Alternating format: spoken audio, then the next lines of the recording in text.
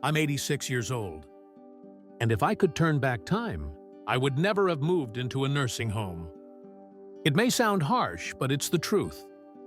What I thought would bring comfort and proper care has turned out to be one of the deepest regrets of my later years. If you're considering moving into a nursing home or have a loved one thinking about it, I hope you'll take a few minutes to listen to this story. This video isn't a complaint. I'm going to share 5 reasons why I truly regret choosing to live in a nursing home. These are things no one really talks about until it's too late. My hope is that you'll gain a clearer, more honest perspective to help you make the right decision for yourself or someone you care about. Where are you watching this from today? Please share your city or state in the comments below. I'd love to know who's walking this journey with me. If you find this topic important, don't forget to subscribe to the channel. Now, let's begin. Reason 1. Loss of freedom and personal privacy. The first reason I regret this decision is also the biggest thing I've lost: my freedom and personal space. Before moving in, I believed a nursing home would offer peace, professional care, and time to rest. But the reality was completely different. From the first day, I realized I no longer had the right to live life the way I used to. Mealtimes, bedtimes, showers, all followed someone else's schedule. Even when I wasn't hungry, food was brought to me. Even when I wanted to rest quietly, someone would walk in. And even when I was finally comfortable, I could be startled by a knock at the door. The feeling of being watched, of being managed, even when no one means harm, slowly made me retreat inward. I spoke less. I stopped laughing out loud. I began to avoid conversations, afraid of being judged or seen as difficult. There were moments when I just wanted to be alone. But in a nursing home, solitude is a rare luxury. I used to wake up whenever I wanted, make myself a fresh cup of coffee, step into the garden when my heart felt light. Here, every move must fit the system. I understand why rules are needed. But the cost was feeling like I no longer belonged to myself. I remember my friend Walter, 82 years old. He valued his independence deeply. When he moved into a facility, he felt like he had lost a whole part of his identity. "It's just coffee," he once said to me, "but I want to decide when I drink it." Freedom isn't just about where you go or what you do. It's about autonomy. It's about knowing that your choices are still yours. And when that's taken away, you feel it in every corner of your spirit. I'm not saying all nursing homes are bad. Some offer private rooms, flexible schedules, and a more personal approach. But you need to ask the right questions and think deeply before deciding. Because once you're there, changing things is not always easy. If you've ever felt your freedom slipping away or seen someone else go through it, please comment the number 1 below. It means a lot to know we're not alone in these feelings. Now, let's move to the second reason, a surprising one. The feeling of loneliness even when you're surrounded by people. Reason 2, feeling lonely, even when surrounded by others. It may sound strange, but I've felt lonelier than ever since moving into a nursing home, even though I'm around people all the time. Back when I lived alone in my little house outside town, I never truly felt alone. There were neighbors, phone calls from family, my morning routine, a sense of rhythm that gave meaning to my days. But in a place filled with people, I've come to understand a painful truth, that being near others doesn't always mean feeling connected. Every day, I see staff members, other residents, visitors. But most conversations are brief and routine. Did you sleep well? What would you like to eat? Time for your activity. All polite, all necessary, but rarely deep or meaningful. I had hoped for rich conversations, for companionship, for shared laughter. But I learned quickly, no one really has time. Staff are busy. Other residents are tired, dealing with their own struggles. Many can't or don't want to engage. I remember Evelyn, 79 years old. She moved in for health reasons. She was kind, warm, always smiling. But after a few weeks, she became quiet. Even though she joined the games and events, she once told me, "I miss talking to someone who really sees me." That stayed with me. Over time, I began to understand. It's not just about having people nearby. It's about feeling heard, feeling like someone genuinely cares about your presence. There's also the loss of our old identities. Out there, I was a grandfather, a neighbor, a man who still fixed things around the house. In here, I'm mostly a patient, someone who receives care instead of someone who gives it. That shift, subtle as it may seem, can quietly take away your sense of meaning. If you have a loved one in a nursing home or are preparing for such a change, please pay close attention to their emotional needs.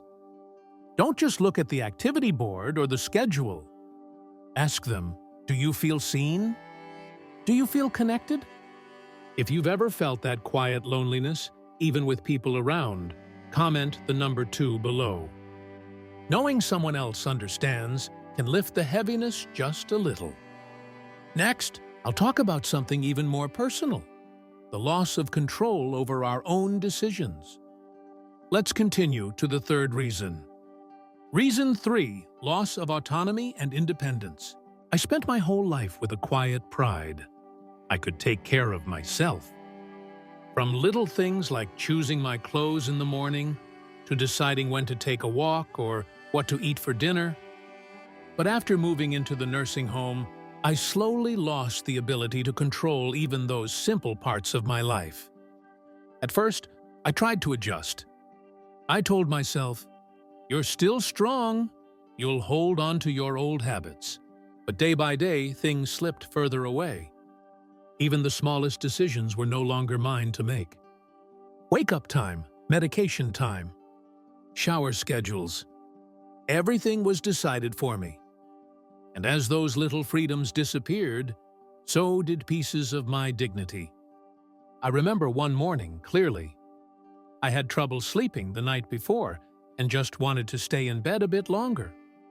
But right at 7 o'clock, a staff member knocked on my door. "Time to get up and get dressed." "Mr. John." I nodded politely, but inside, I felt defeated. Not because they were rude, they weren't.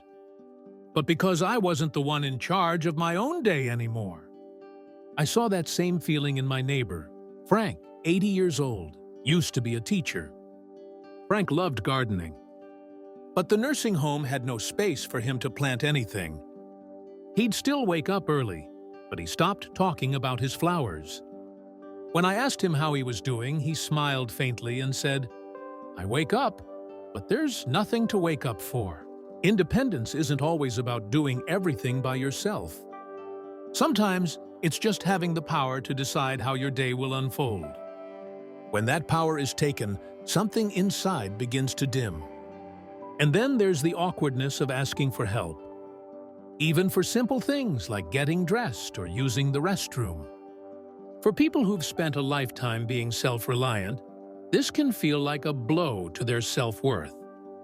We hesitate to ask. We don't want to be a burden, but staying silent makes us feel even more invisible. Some nursing homes are working toward giving residents more say, more choices in their daily life, but not all of them. And if you don't ask specific questions from the start, you may not realize how much control you'll be giving up until it's too late. If you've seen someone go through this or felt it yourself, please comment the number 3 below. I hope you'll feel a little less alone knowing others understand. Now, I want to talk about something even more difficult. Something that quietly hurts, and few people truly notice. The emotional isolation that lingers even when you're not physically alone. Let's continue to the next part. Reason 4, emotional isolation.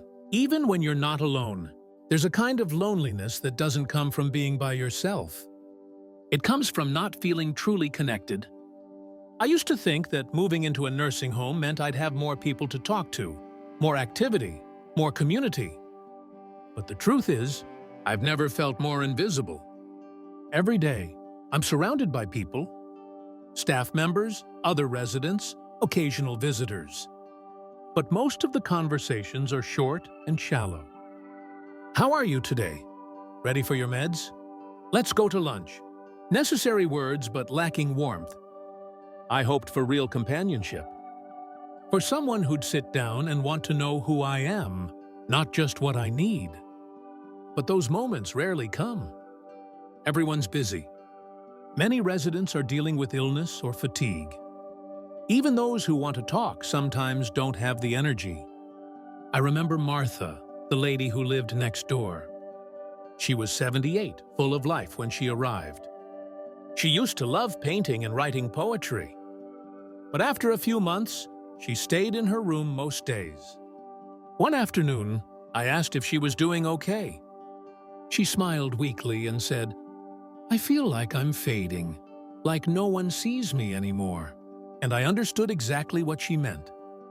That kind of emotional isolation eats away at your spirit. Even if people check on you, if they don't really see you, it's like you disappear.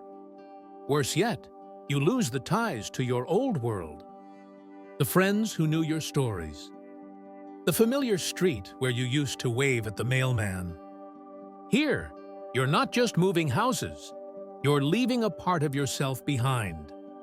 Some people don't like to talk about sadness, but I believe we need to. Because this type of isolation doesn't just make us sad, it can lead to depression, memory loss, even physical illness. If you have a loved one in a nursing home, don't just stop by out of obligation. Sit with them longer. Ask about their memories. Look at old photos together. Even a few minutes of true connection can ease so much quiet pain. And if you've ever felt emotionally isolated, even with people around, comment the number 4 below. Sometimes, just knowing that someone understands is enough to bring comfort. There's still one more thing I want to share.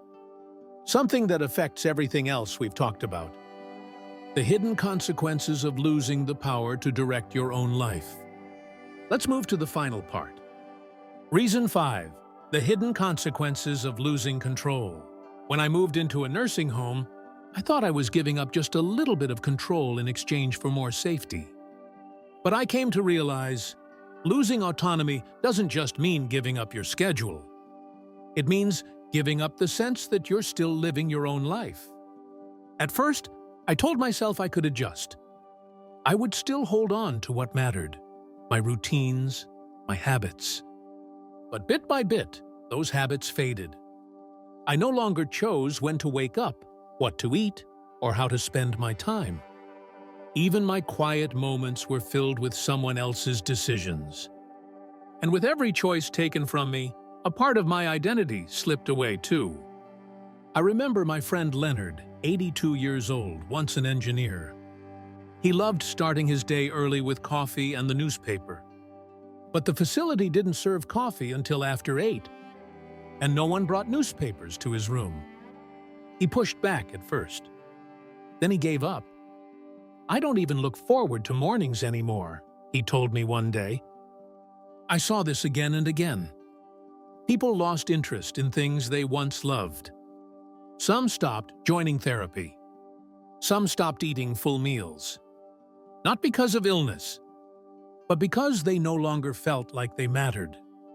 And the truth is, many staff members are trying their best. They work hard, care deeply. But the system itself turns residents into passive recipients. It strips away the chance to be active participants in their own lives. Even families don't always notice. They see clean rooms, warm meals, and working medications, and they think everything is fine. But they don't see what's missing. They don't see that their loved ones have stopped asking, stopped choosing, stopped caring. But autonomy can be restored in small ways. Choosing what to wear, picking your own meal, deciding whether or not to join an activity. These choices may be small, but they hold deep meaning. If you've seen someone lose their sense of control, or if you've felt it yourself, please comment the number 5 below.